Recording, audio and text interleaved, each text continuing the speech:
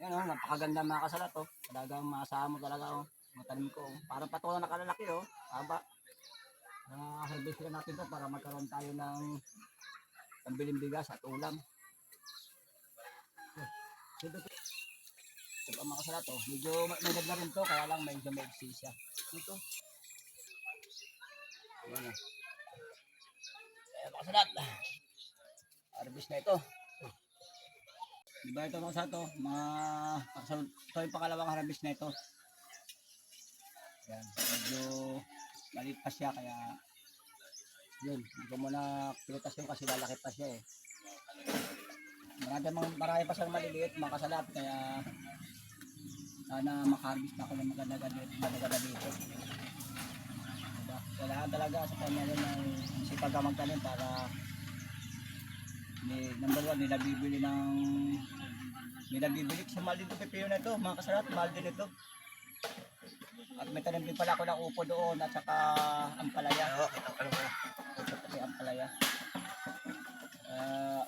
Sobrang presyo ng panahon ngayon kaya kailangan magdilig-dilig ng halaman kasi pag di ka nagdilig, magtsaga na magdilig ay nalalantay yung mga baging niya. Kailangan araw-araw dilig. Ito yung mga tinang pong mga kalabasa oh.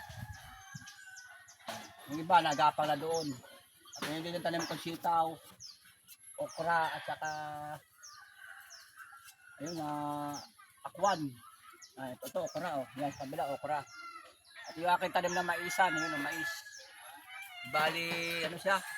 Yung iba inano ng uod o peste. Sobrang init ang panahon. Siguro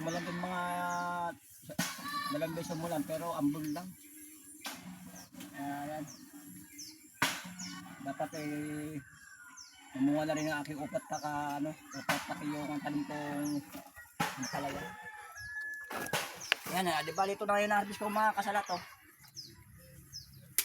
Ito na yung harvest ko. Kano rin sa piraso nito? 80 kilo.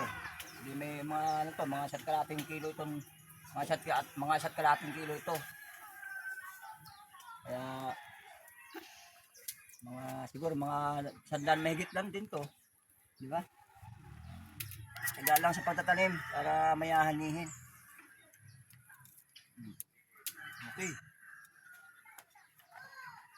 Haba oh, parang patola oh.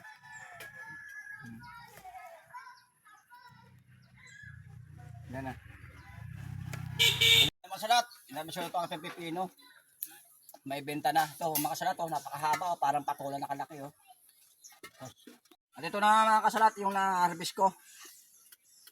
Oh, haba niya mga kasalat oh, parang patola sa kahaba oh.